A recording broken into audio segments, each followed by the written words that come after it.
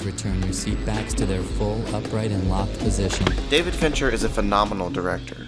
A lot of video essayists have covered how well he's mastered technique and filmmaking technology, but that knowledge only really matters when it's in service of story. David is so great at conceptualizing emotional shots and tying technology together. Focus should be here. What's clear to me, though, is how well David Fincher understands behavior. David understands people so well. He doesn't treat any two people the same. But how can you understand a man aging backwards, or a psychopath? Filmmaking is ultimately a collaboration with artists trying to depict truth. A lot of scripts you get, the characters are more of a function than a human being. They tend to have good guys and bad guys, for instance, which is a very simplistic way of looking at humanity. Understanding extreme behavior comes from knowing how ordinary people express their emotions and imagining what it looks like if you exaggerated. But what happens when you have an exaggerated, damaged, violent character and the audience genuinely identifies with that character? We have just lost cabin pressure. What did you just say? Fight Club, in particular, is known for having a cult following of men who like the movie for its surface level, and not the critique of indoctrinating hypermasculine, mentally ill people. I thought people would understand that it was meant to be satirical. And Gone Girl offers us criticisms of male negligence, so rare to find that women will support the psychopath who makes those criticisms. And then it finally kind of becomes satire. But I can't blame audiences for reacting how they do. If an audience identifies with maladjusted characters, there has to be a reason. It's not a stretch to say that Fight Club and Gone Girl are heavily gendered. We're still men. Yes, we're men. Men is what we are. Fight Club is saturated in sweaty testosterone, aggressive gross-out punching, homoeroticism, and phallic imagery. We have to use the indefinite article, a dildo, never your dildo. Nobody knows that they saw it, but they did. Nice big cock. And Gone Girl is dripping with feminist commentary, relationships, and the fact that Nick Dunn is a writer for a men's magazine. God, does that make you an expert on being a man? No. It speaks for itself. Fun fact, readers, you have a world-class vagina. It has real insight, I think, into certain feminine perspectives that, you know, maybe we have ignored to our detriment.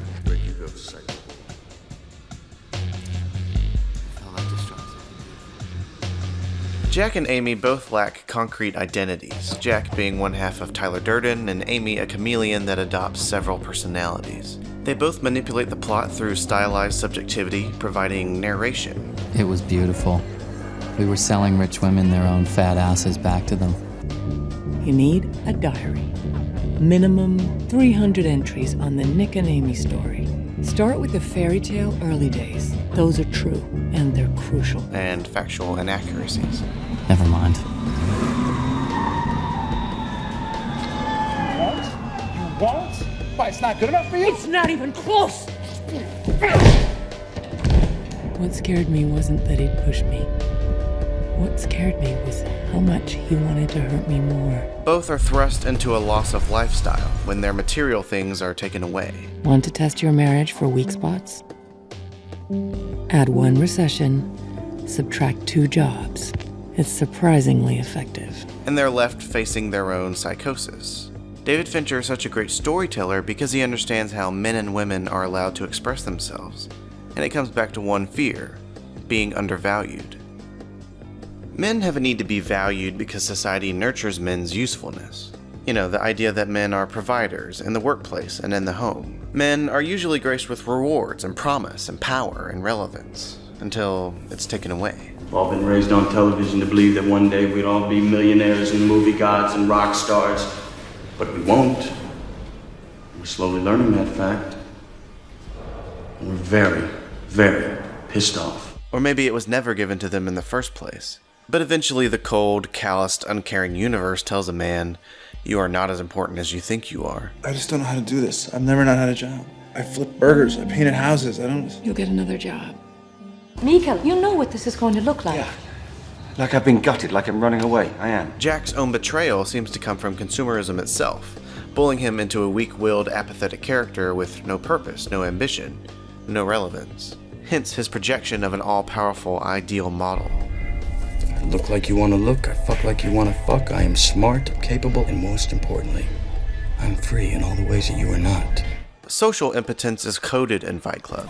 We used to read pornography. Now it was the Horchow collection. He surrounds himself with men who literally have no testicles in order to feel superior. And when the only major female character encroaches on his territory, he feels inferior again. The creation of Fight Club is mostly designed to exclude Marla. I found a new one. Really? It's for men only. Like the testicle thing?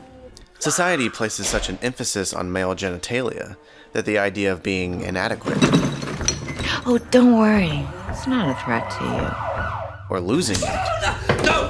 Keep your mouth shut. seems like the worst punishment of Oh all. man, it could be worse. A woman could cut off your penis while you're sleeping and toss it out the window of a moving car.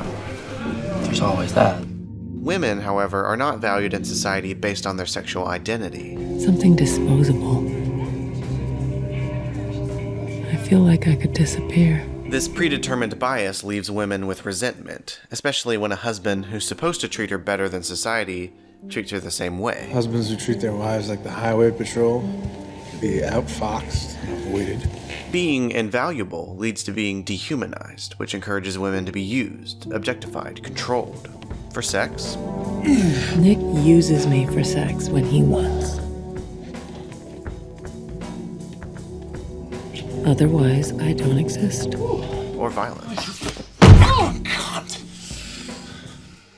Amy is packaged as a commodity, exploited by her parents as a child prodigy despite not actually being one herself. When I was 10, I quit cello. In the next book, Amazing Amy became a prodigy. Somewhere inside, we all feel this way, treated poorly, or at least not to the standard that we'd like to be treated. We all feel jealousy.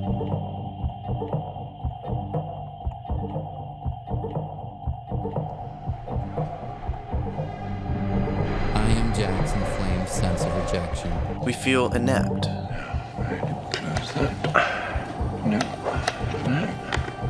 That's one. Where the fuck's that? That's down there. We feel underappreciated. Good luck with your video game. I think we empathize with extreme characters because we share their insecurities. Healthy men and women usually take those fears and channel them in positive ways. But Jack and Amy aren't exactly healthy. What have we done to each other? It's important to note that feminine and masculine behaviors are a reaction to the patriarchal society we live in, encouraged by thousands of years of status quo. So when talking about toxic femininity, it's really a reaction to hypermasculine values just executed by women.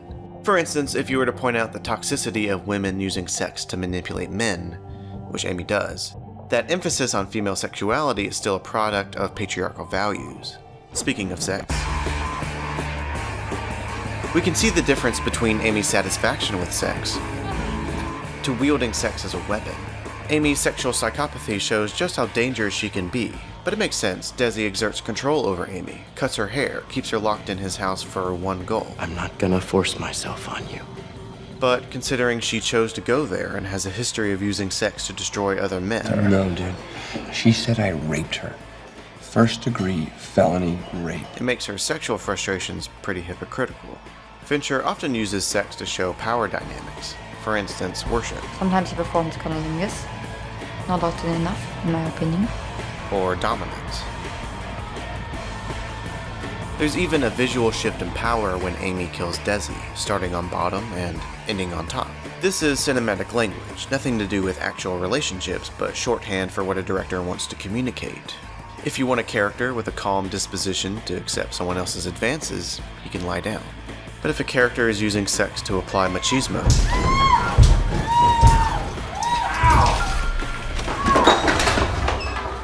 What are you doing?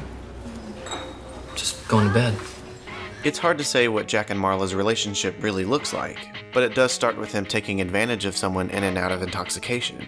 In the same way that Amy gains power by using sex, so does Jack. The only difference is that for Jack, sex is the actual end goal.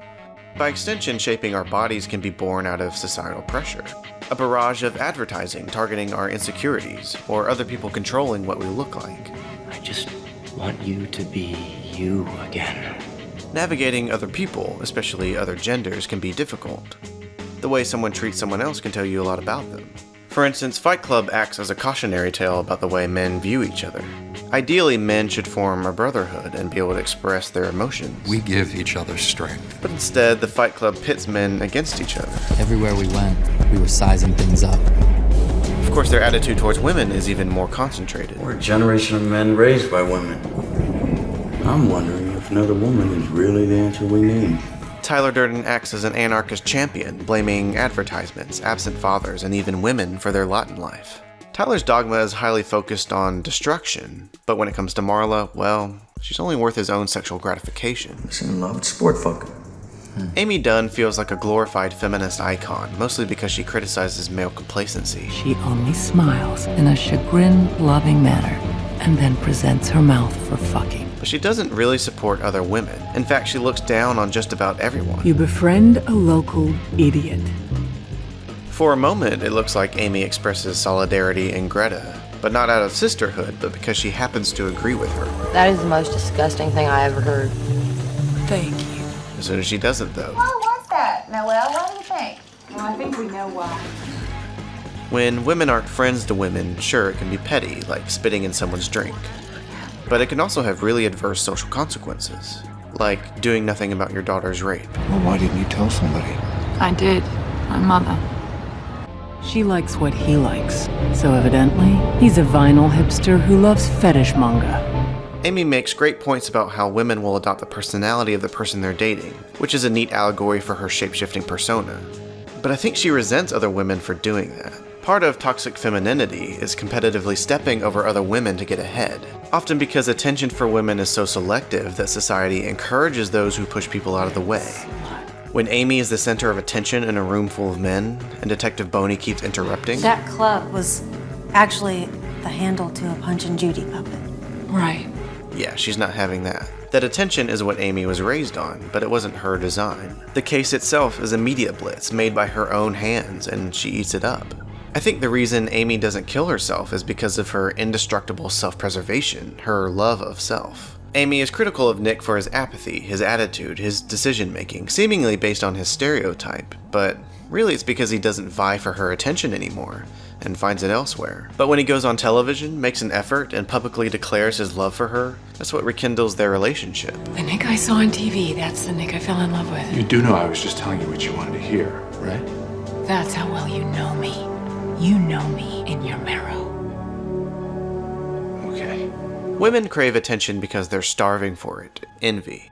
Men crave attention because they think it's owed to them, entitlement. Jack is trapped in a lonely, consumerist environment where he doesn't matter. Tyler tries to own that, to steer into the skid, to embrace being a nobody. We are God's unwanted children? So be it! But you can see how easily people can be manipulated, how you can tap into someone's anger, but not give them actual solutions. Tyler preaches free will, but erases individuality. You are not a beautiful or unique snowflake.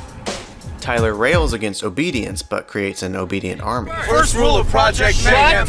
Up! In response to Jack's father starting a series of families, Tyler says, Fucker setting up franchises. but he sets up his own Fight Club franchise. And Project Mayhem exploits their pent-up violence, but doesn't solve anyone's problems. Only by the end does Jack come to a realization about what he's done and tries to undo everything he's created. It takes self-awareness. Through a part of himself, goes way too far and then has to pull himself back, and I think it's important to draw a distinction between what the film says and what one of the characters says. People who act out this way don't have the self-talk or empathy to see how their actions affect those around them, which sets them up to play the victim. And let me be clear, I mean playing the victim, not being a victim. For instance, Lisbeth Salander, who isn't a shining example of mental stability, is genuinely a victim, but she doesn't play that up. In fact, she makes proactive choices to better her situation. Amy uses victimhood to justify her negative behavior, falsifies things, creates drama, paints a picture of an innocent housewife with a baby, tragically killed by an angry husband. All for what? To punish him for cheating, leaving? Or even Marla, who emotionally manipulates Tyler into giving her attention and affection by threatening suicide. This isn't a for real suicide thing. This is probably one of those cry for help things. Or breast cancer. Right there. Feel anything? No? I'll make sure. Okay, I'm pretty sure. Of course, Jack's not looking for the same kind of attention. You could check your prostate. I think I'm okay. Also because her offer would be emasculating.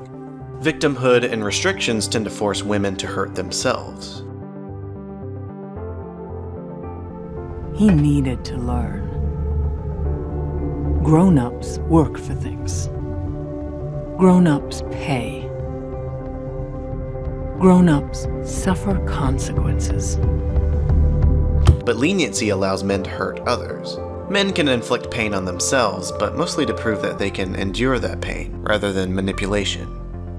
Well, maybe for manipulation too. These are movies, of course, exaggerations. It's entertainment, but it comes out of the discussions that exist in Sweden. It doesn't come out of the reality of Sweden. But I think these characters have made such an impact on people because of the amount of truth they carry. It's not a movie about your life or my life, but it has to be built on a foundation of understanding, and so you need the characters to feel realistic, but they're in service of something that, you know, hopefully no one has an experience with. We resonate with truth, and it can be seen in all of David Fincher's characters. So hopefully you express your insecurities in healthy ways. I like working with you. I like working with you too.